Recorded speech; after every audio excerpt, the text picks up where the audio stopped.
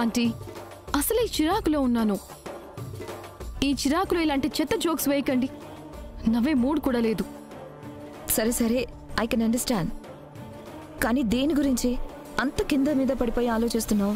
భాస్కర్ చెప్పిన విషయాల గురించి ఆంటీ.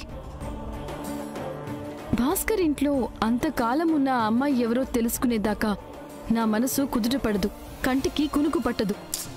సరే అయితే ఆ విషయం తెలుసుకోవడానికి భాస్కర్ దగ్గరికి వెళ్తే సరిపోతుంది కదా. ఒకసారి భాస్కర్కి కాల్ చేసి మనం వస్తున్నామని చెప్పు. సరే ఆంటీ.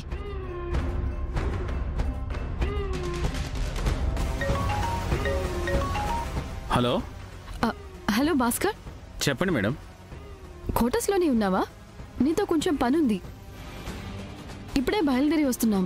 అయ్యో, ఆఫీస్ పని మీద సార్ నన్ను హైదరాబాద్కు పంపించారండి. నేను రేపటికల్లా తిరిగి వస్తాను.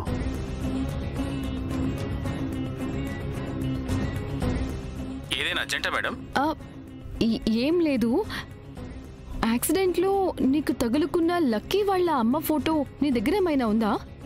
నా పాత ఫోన్లో ఉండేది మేడం, కానీ అప్పట్లోనే ఆ ఫోన్ ఒకసారి నీటిలో పడిపోయి పాడైపోయింది. అందువల్ల తన ఫోటోలు ఏమీ లేవు మేడం. పోనీ ఫోటో చూస్తే గుర్తుపడతావా? ఖచ్చితంగా గుర్తుపడతాను మేడం. మా ఇంట్లో మనిషిలా మెలిగింది. అంత త్వరగా ఎలా మర్చిపోతాను? సరే అయితే రేపు నువ్వు వైజాగ్ వచ్చాక ఫోన్ చేయి, నేను కలవాలి. అలాగే మేడం. ఆంటీ, ఫోటో ఎలా చూపిస్తాం? లక్ష్మి ఫోటో చూపిస్తే భాస్కర్కి లేనిపోని డౌట్స్ అన్నీ వస్తాయి కదా. మనం ఫోటో నేరుగా చూపించాం. భాస్కర్ చెప్పిన గుర్తుల్ని పట్టుకొని ఒక స్కెచ్ వేస్తున్నట్టు నాటకం ఆడదాం. ఫైనల్గా ఆల్రెడీ మన దగ్గర పెట్టుకున్న స్కెచ్ రూపంలో వేయించిన లక్ష్మి ఫోటో భాస్కర్కి చూపిస్తాం. భాస్కర్ గుర్తుపట్టాడే అనుకో, లక్కీ తల్లి లక్ష్మి ఒక్కరే అని మనకు అర్థమవుతుంది. భాస్కర్ గుర్తుపట్టలేదనుకో, లక్ష్మి యాక్సిడెంట్లో చనిపోయినట్టు నిర్ధారణ అవుతుంది. ఎంతో కష్టపడి లక్ష్మిని ఇంటి నుంచి పంపించేశాను. నందన్ కుటుంబానికి దూరం చేశాను. ఇప్పుడు మళ్ళీ అది బతికే ఉందంటే, మళ్ళీ తిరిగి వస్తుందంటే నేను ఎట్టి పరిస్థితుల్లోనూ సహించలేను. ఆ లక్ష్మి బ్రతికి ఉండడానికి వీల్లేదు. టెన్షన్ పడకు మనీషా. భాస్కర్ వచ్చిన తర్వాత నిజానిజాలన్నీ బయటపడతాయి కదా.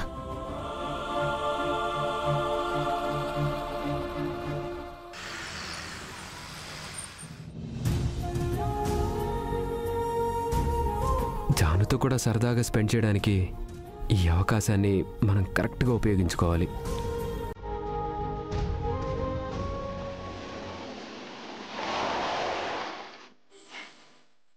బ్రో, మీ ఇల్లు ఇక్కడా? మా ఇల్లు ఇక్కడ కాదు బాబాయ్. జాను టీచర్ ఇంటి దగ్గర ఆపావేంటి? అంటే ఇద్దరు బాగానే ఫ్రెండ్స్ అయిపోయారు. ఇప్పుడు సరదాగా స్పెండ్ చేస్తున్నారు. ఒకరింటికి ఒకరు వెళ్తున్నారు. మీ ఇద్దరికి జాను టీచర్ అంటే చాలా ఫేవరెట్ కదా. కానీ జాను టీచర్ని మాత్రం మర్చిపోయారు. అంటే బాబాయ్ అది పాపం ఒంటరిగా ఉంటుంది. సండే సరదాగా ఇంటికి పిలుద్దాం, కడుపు నిండా భోజనం పెట్టి పంపిద్దాం అని మాత్రం మీకు లేదు. అలా ఏం లేదు బాబాయ్, ఐడియా రాలేదు అంతే. నీకు ఐడియా రావాలనే నేను ఇక్కడికి తీసుకొచ్చా. సరే అయితే జాను టీచర్ని కూడా మనతో పాటు తీసుకెళ్తాం. సరే, నువ్వేదంటే అదే. నువ్వన్నమాట నేను ఎప్పుడైనా కాదన్నానా ఏంటి? సరే బాబాయ్, నీ ఫోన్ ఇటు ఇవ్వు.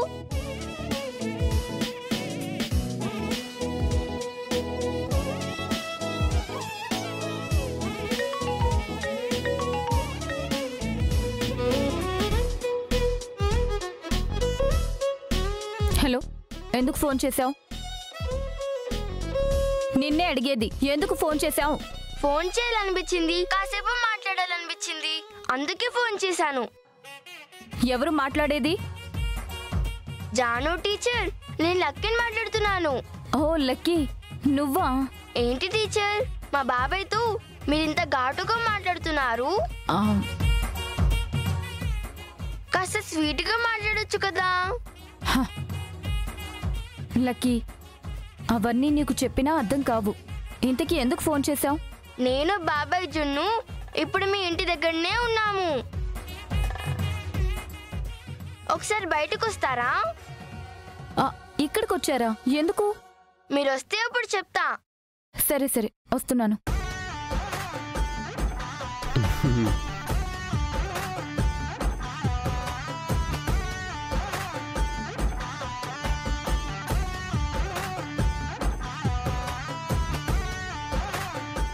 ఏంటి అందరూ కట్టుకొని ఎలా వచ్చారు?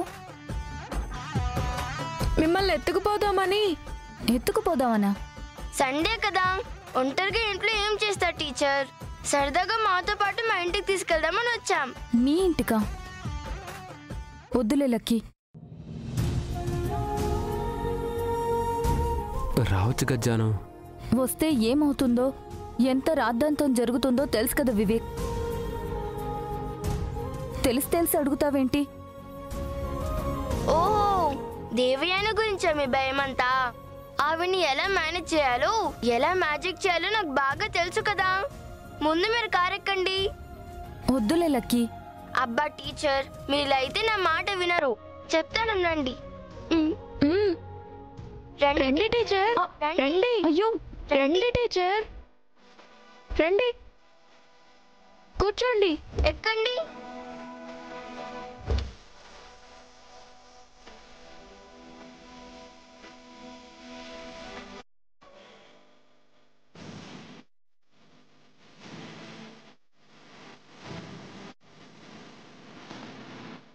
నువ్వు అప్పుడప్పుడు మాటలతో కన్నా ఇలా చేతలతోనే మాట వింటావు అన్నమాట.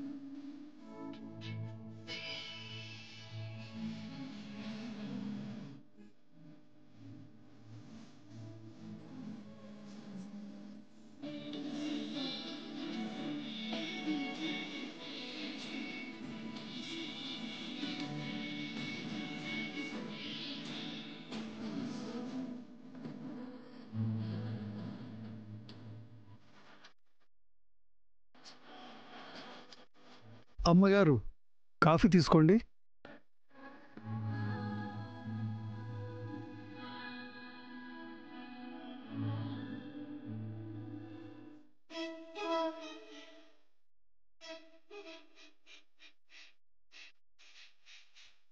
చలమయ్య, ఏమిటి అర్జున్ వైపు అలా చూస్తున్నావు?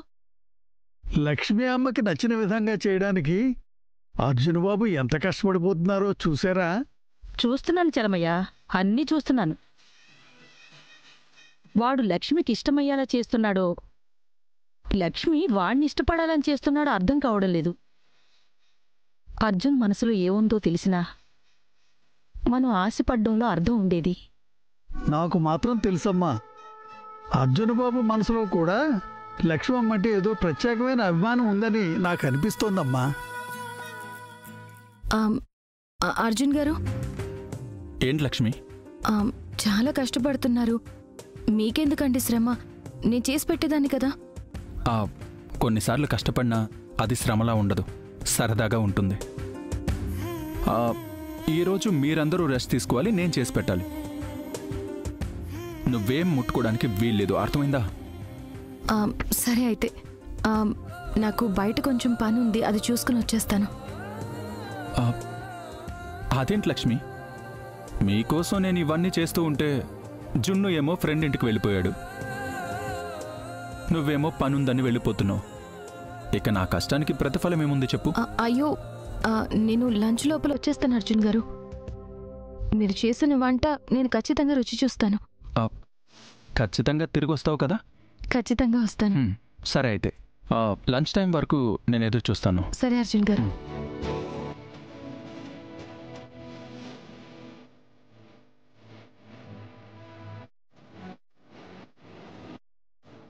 అయ్యో, లక్ష్మి ఏమో ఈ టైంలో బయటికి వెళ్ళిపోతున్నారేంటమ్మా?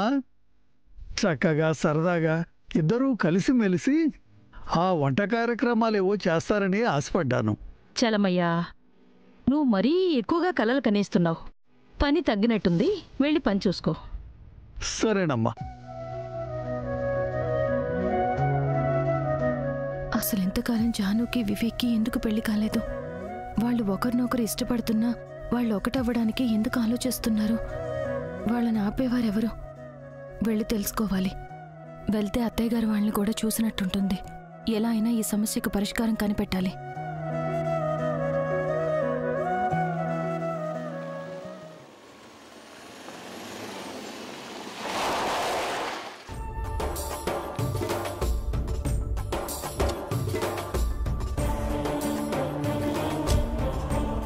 ఈ పిల్లాడెవరు? లక్కీ ఫ్రెండ్ అట. సండేకి లంచ్ పార్టీ ఇవ్వడానికి తీసుకొస్తోందట.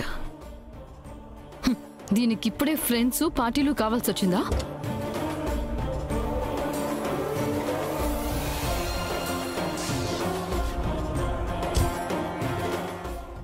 అబ్బో, మీ కోడలు కూడా వచ్చిందిగా.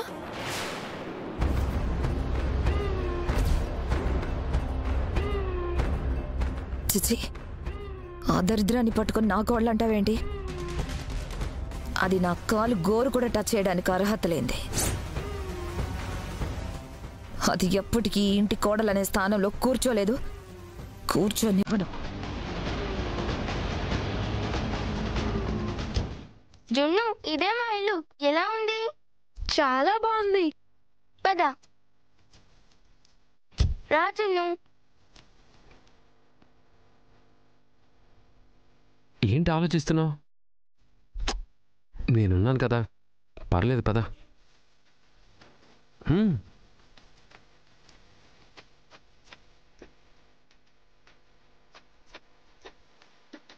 నానమ్మ, ఎవరొచ్చారో చూడు. జున్ను, ఎలా ఉన్నావు నాన్న? నేను బాగున్నానండి, మీరెలా ఉన్నారు? నాకేంటి, బ్రహ్మాండంగా ఉన్నాను. ఇంతకీ నన్ను గుర్తుపట్టావా? ఓ, స్కూల్లో చూశాను కదా, లక్కీ పరిచయం చేసింది కదా. పర్లేదురా, నీకు జ్ఞాపక శక్తి బాగానే ఉంది. నన్ను దీవించండి. దీర్ఘాయుష్మాన్ భవ. లే, దా కూర్చో. ఇప్పుడు చెప్పరా గడుగ్గాయ్, ఏంటి సంగతులు? నువ్వు లక్కీతోనే ఫ్రెండ్షిప్ చేస్తావా? నాతో చేయవా? ఏజ్ గ్యాప్ అని ఆలోచిస్తున్నావా? అదేం లేదండి, నిజానికి పెద్దవాళ్లతో ఫ్రెండ్షిప్ చేయడం నాకు చాలా ఇష్టం. ఎందుకో? పెద్దవాళ్లతో ఫ్రెండ్షిప్ చేస్తే బోల్డ్ అంత నాలెడ్జ్ వస్తుంది, ఎన్నో తెలియని విషయాలు తెలుసుకోవచ్చు. వామ్మో, నీ బుర్ర చిన్న బుర్ర కాదురా. ఇంత చిన్న బుర్రలో చాలా తెలివితేటలున్నాయే. అప్పుడే ఏం చూశారు? అప్పుడప్పుడు వస్తూ ఉంటాను కదా, నా తెలివితేటలు రోజు కొనుక్కుని చూపిస్తానులేండి. నీ నోటి నిండా మాటలేరా, నీ మాటలకే ముద్దొచ్చేస్తున్నావు. జున్ను, ఈ ఇంట్లో మా వాళ్ళని చూపిస్తాను.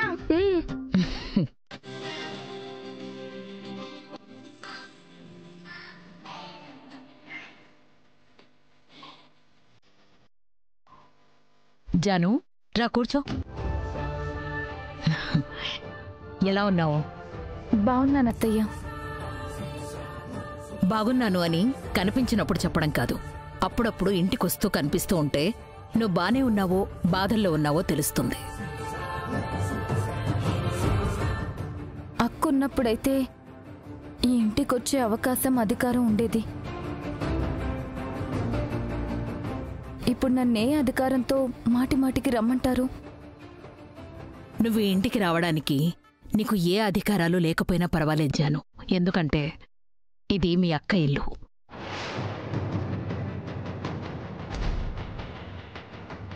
మీ అక్క మీద మాకెంత ప్రేముందో నీ మీద కూడా మాకంతే ప్రేమ, అభిమానాలు ఉన్నాయి.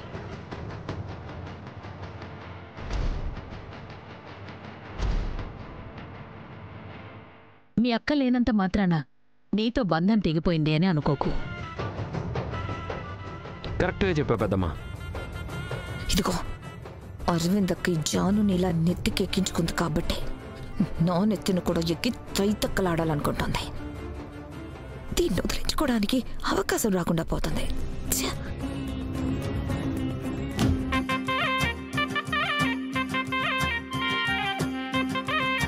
నాన్న, ఎవరొచ్చారో చూడు.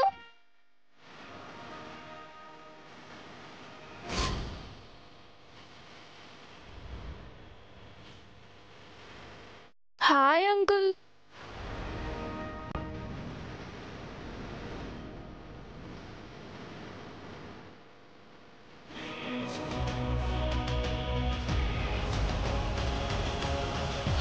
హాయ్, దిస్ ఈస్ జున్ను. హలో అంకుల్, నేను మిమ్మల్ని విష్ చేశాను. తిరిగి విష్ చేయటం సంస్కారం. ఇంత పెద్దవాళ్ళు మీకు ఈ మాత్రం కూడా తెలీదా? వీడికి ఇప్పుడు హాయ్ చెప్పకపోతే పెద్ద యుద్ధం చేస్తాడు.